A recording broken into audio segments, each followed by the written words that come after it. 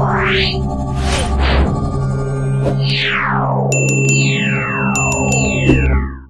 बहुत इंपॉर्टेंट चीज़ ये है कि हाफिज साहब इंडियन टीम ने स्क्वाड अपना अनाउंस कर दिया है, तो क्या ख्याल है, अनाउंस हम भी कर दें? हाँ करें करें जी, बिल्कुल बिल्कुल मैंने भी कल देखा है उस पर नजर डाल जसप्रीत सकते बुमराह हैं। भी हैं, केएल राहुल भी हैं, श्रेयस की वापसी हुई है, सिराज ड्रॉप हुए हैं, अर्शदीप सिंह हैं, वाशिंगटन सुंदर हैं, कुलदीप यादव हैं, जडेजा हैं, 4 स्पिनर के शुभमन साथ Gill, KL Rahul, 4 fast bowler हैं, 3 fast bowler, fast bowling all rounder, 4 spinners. 4 spinners के साथ आ रहे हैं। अब ये बड़ी इंटरेस्टिंग चीज़ है कि 4 स्पिनर्स वो खिला रहे हैं। अच्छा, कुलदीप यादव की जो एंट्री है हाफिज साहब, बाबर आजम के लिए, एक तरफ बाबर आजम दूसरी तरफ कुलदीप यादव, ये बाबर आजम के लिए इनको लाया गया वापस या वाकई में इनका आना बहुत ज़रूरी था? देखिए बड़े दिन पड़े हैं। अगर बाबर आजम आज भी स्पिनर पे बैठ के काम करना शुरू कर दें, और देखिए बाबर आजम जब फ्लॉप हुए, जब वो शुरू में रन्स करते थे, जिस दिन वो जल्दी आउट होते थे ना, अगली सीरीज पे जाके वो काम करते थे और वो उस गलती पे काबू पाते थे। लेकिन अभी टाइम नहीं है ना, मैचेस ही 3 है सारे।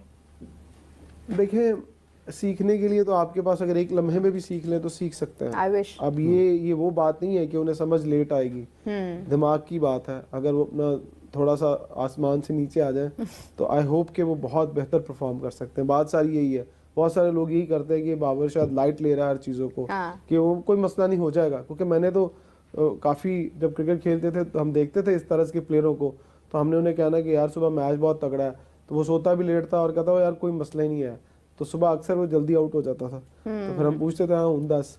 तो ये वाली चीज़ें, वही वाली बात जो मैं स्टार्ट में कह रहा था कि जब आप पहले दिन क्रिकेट खेलते हैं और जब आखिरी दिन क्रिकेट खेलते हैं तो आपको बताना पड़ता है कि आप वैसे ही जा रहे हैं। हाँ। जो इंटरनेशनल, मैं इंग्लैंड और ऑस्ट्रेलिया के प्लेयरों की क्यों मिसाल देता हूँ, इसीलिए देता हूँ कि वो अच्छे वक्तों में चले जाते हैं। हाँ, वो चले भी जाते हैं। जिमी एंडरसन की एग्जांपल है हमारे पास। एडम गिलक्रिस्ट की सबसे बड़ी, अगर कोई बुक पढ़े, उनकी वो इंटरव्यू सुने जो मैंने सुना हुआ, वो कहता मेरे से एक कैच सिर्फ ड्रॉप हुआ था, उस दिन मैंने डिसाइड कर लिया था और वो पीक पे था तब भी, मैंने कहा बस क्रिकेट खत्म हो गई।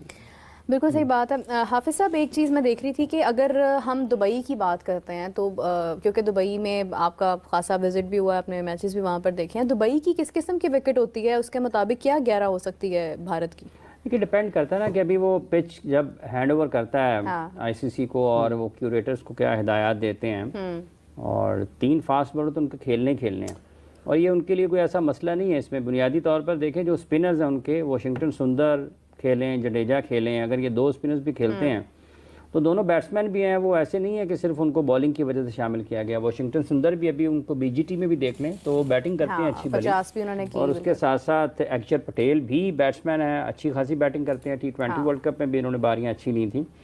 तो बुनियादी तौर पर तो इनके जो स्पिनर्स हैं ये दोनों अक्षर और वाशिंगटन सुंदर, 2 फास्ट बॉलर ऑलराउंडर खेलेंगे आपको लगता है? शेट्टी और पांड्या? कौन? पांड्या और शेट्टी? नहीं, शेट्टी तो है ही नहीं। शेट्टी, हाँ शेट्टी मिस कर दिया मैंने। हाँ है? नहीं है, मिस कर दिया। और हार्दिक पांड्या 3 फास्ट बॉलर उन्होंने खिलाने। अब देखें वो अनाउंस एक दफ़ा कर देते हैं स्क्वाड दोबारा से। स्क्वाड के अंदर जो है वो शुभमन गिल हैं, उसके बाद विराट कोहली हैं, रोहित शर्मा हैं, श्रेयस अय्यर की जो है वो एडिशन इसमें की है, शामी को शामिल किया है जो कि अनएक्सपेक्टेड था फॉर मी, क्योंकि उनके काफ़ी मसाइल थे। हाँ, श्रेयस शामिल है उसमें, शामी है, फिर बुमराह की वापसी भी है। जैसे बुमराह की बैक स्पैज़म की बात की जा रही थी तो उनको शामिल किया गया है। So he is, I don't think so he is injured any more, वो बिल्कुल ठीक है। फिर इसी के साथ जो है वो, जैसे हाफिज़ साहब ने बताया, अक्षर पटेल शामिल है इसमें, सुंदर को शामिल किया है। सुंदर का हाफिज़ साहब ये डेब्यू तो नहीं कहेंगे इसको? नहीं, क्रिकेट तो वो खेले हुए हैं ना, अभी बीजीटी में भी खेल के आए हैं, बीजीटी में भी खेल कर आए हैं। फिर इसी के साथ जो है वो जायसवाल का डेब्यू होने जा रहा है। जायसवाल को पता नहीं वो खिलाते हैं या नहीं खिलाते। खिलाएंगे, अगर वो शामिल किया तो मुझे लगता है कि जायसवाल लाजमी होंगे इसके अंदर, उन्हें होना भी चाहिए। जायसवाल देखिए डिपेंड करता है कि वो क्या साइड बनाते हैं अपने। हो सकता है ओपन करें रोहित शर्मा और जायसवाल, 1 डाउन आ जाए विराट और शुभमन गिल। डिपेंड करता है ना कि कंडीशन क्या नंबर 3 पर, देखिए वहाँ पर जो किसको रखते हैं, कंडीशंस होगी। देखिए दुबई के अंदर जो कंडीशंस होती हैं वो मोस्टली मैंने देखा है कि एक स्पिनर के साथ लोग खेलते हैं और part time spinner, all rounder spinner Jadeja खेलेगा और एक स्पिनर जो उनका मेन लेफ्ट आर्म स्पिनर है वो खेलेगा। 2 स्पिनर खेलेंगे और वो 2 मेन फास्ट बॉलर के साथ और एक फास्ट बॉलिंग ऑलराउंडर के साथ जाएंगे। बैटिंग स्ट्रेंथ को तगड़ा करेंगे और मुझे लगता है कि जिस तरह उनकी पिछले वर्ल्ड कप में ओपनिंग जोड़ी आती थी वो उसी तरह से ही खेलेंगे। गालिब इम्कान यही है कि क्या लेकिन ये कि जब वो अनाउंस तो कर दी है, इसमें उन्होंने अपनी फास्ट बॉलिंग भी मुकम्मल की और उसके साथ साथ अपनी स्पिन बॉलिंग डिपार्टमेंट को भी बैटिंग बड़ी सोच समझ के उन्होंने देखिए बैटिंग डेप्थ जो है उनकी वो बिल्कुल ठीक रहेगी अपनी जगह पर, क्योंकि जब वो वाशिंगटन सुंदर, अक्षर पटेल और रविंद्र जडेजा इन तीनों में से किसी को भी खिलाते हैं तो उनको ये नहीं होगा कि ये सिर्फ 10 ओवर्स का बॉलर है, उनको बैटिंग स्ट्रेंथ भी उनकी जाएगी, डेप्थ आएगी उसमें। अगर वो कुलदीप यादव को खिलाते हैं एक और उसके साथ एक स्पिनर को खिलाते हैं तो कुलदीप यादव के बारे में आप कह सकते हैं कि वो बैटिंग नहीं कर पाएंगे उतनी अच्छी, लेकिन अगर उसके साथ जडेजा को डालते हैं तो वो भी ठीक होगा, अगर वाशिंगटन सुंदर को डालते हैं तो वो भी ठीक होगा, अगर अक्षर पटेल को डालते हैं तो ये तीनों जो हैं उसके अलावा और इनकी फ्लेक्सिबिलिटी भी है बैटिंग ऑर्डर में, इनमें इतनी भी सलाहियत है कि कप्तान इनको रोटेट कर लेता है। और T20 वर्ल्ड कप में भी ऐसा हुआ था कि कुछ मैचेस में अक्षर पटेल को उन्होंने इरादतन उनको ऊपर भेज दिया था। तो ये उनकी चूंकि ऑलराउंड कैपेबिलिटी है अक्षर की, वाशिंगटन सुंदर की और जडेजा की, तो वो इंडिया की टीम को फ़ायदा दे सकती है। अब डिपेंड करता है कि वहाँ पर पिचेस किस तरीके से तैयार होती हैं, इनका थिंक टैंक क्या सोचता है कि ये कितने बैट्समैनों को खिलाना चाहते हैं, लेकिन फिर भी 3 फास्ट बॉलर्स तो वो खिलाएंगे। शामी, जसप्रीत बुमराह एंड टाइम पर अगर उनको रिप्लेसमेंट की तरफ नहीं जाते हैं, अगर उनकी इंजरी का कोई मसला नहीं होता तो वो जसप्रीत बुमराह, शामी और अर्शदीप, जसप्रीत बुमराह, शामी और तीसरा वो होता है हार्दिक पांड्या को खिला लें। ये हो सकता है शामी और अर्शदीप में से किसी एक को खिला लें और उसके साथ पांड्या को ऐड कर लें। पांड्या ये मुख्तलिफ चीजें कर सकते हैं। मुझे लगता है अर्शदीप को शायद इसलिए भी उन्होंने शामिल किया है कि अगर इन केस जसप्रीत बुमराह मुकम्मल फिट नहीं फील करते हैं तो फिर शायद वो इन 3 फास्ट बॉलर्स के साथ जाएंगे। ये तो चले फास्ट बॉलिंग का, मुझे तो ये आ रहा है कि रोहित शर्मा खेलेंगे या नहीं, ये भी एक सवाल रोहित शर्मा और विराट कोहली, पाकिस्तान इंडिया के मैच इनका क्या रोल होगा कि देखिए रोहित शर्मा क्या उसी जिस तरह स्ट्राइक पे वो आते हैं, जितना तेज वो खेलते हैं और ऊपर से बारी उड़ाते हैं, उनका स्टाइल वही होगा या वो शिफ्ट करेंगे ये काम नीचे जाके कि हाँ ऊपर से वो थोड़ा आराम से खेलें, क्या प्लान बनाते हैं, ये बड़ा इंपॉर्टेंट है दुबई के अंदर। देखिए दुबई में इतना स्विंग नहीं होता बॉल स्किट ज़रूर करता है, उस कंडीशन के अंदर डिपेंड करता है कि सामने फास्ट बॉलर कैसा है, उसकी पेस कैसी है। अगर तो थोड़ा तेज पेस वाला बॉलर आया तो मैं समझता हूँ कि जो रोहित है वो तेज बॉलर को लाइक करते हैं।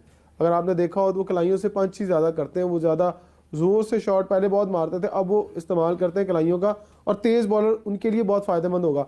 अगर मीडियम पेसर आएंगे तो फिर थोड़ा सा मैंने देखा है कि अब रिफ्लेक्सेस स्लो हो गए हैं तो वो थोड़ा तंग होते हैं, उस तरह से परफॉर्म अगर आप देखें वो नहीं कर रहे हैं।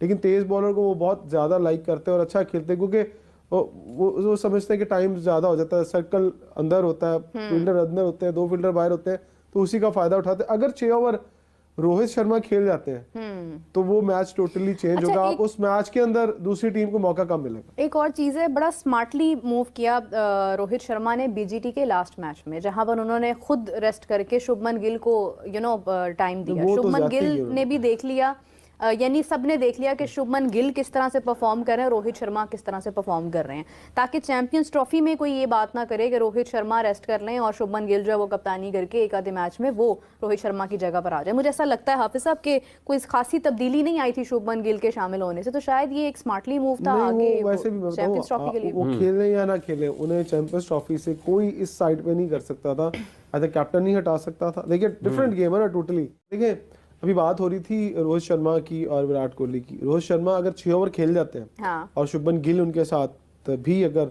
अच्छा परफॉर्म करते हैं तो बारी तो फिर नीचे आएगी ना विराट कोहली और दूसरे बैट्समैन की। डेफिनेटली मैं समझता हूँ कि 15 ओवर बहुत इंपॉर्टेंट हो गए इंडियन टीम के लिए।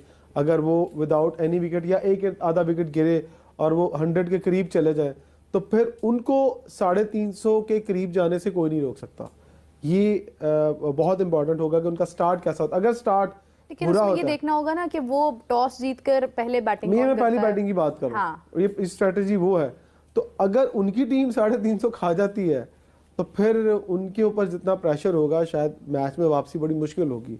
क्योंकि चेज चैंपियंस ट्रॉफी के अंदर फिर आपको 2-3 बड़ी बारियां एक्सेप्शनल चाहिए होंगी, एक आधा 100 चाहिए होगा, 2-3 50 चाहिए होंगे, फिर जाके आप 350 के पास पहुंचते हैं दूसरी बारी में। पाकिस्तान का क्या स्क्वाड हो सकता है as compare to India? India ने तो, हमें इंतजार तो इंडिया का ही था कि बस इंडिया अपना स्क्वाड बताया और फिर हम सोचें कि हमने क्या करना। ये आपने अच्छा सवाल किया, जो आपने इंट्रो में तो बोल दिया, तो मैंने समझा शायद पहला ही सवाल ये आ जाएगा। लेकिन देखिए पाकिस्तान हमेशा से ही जो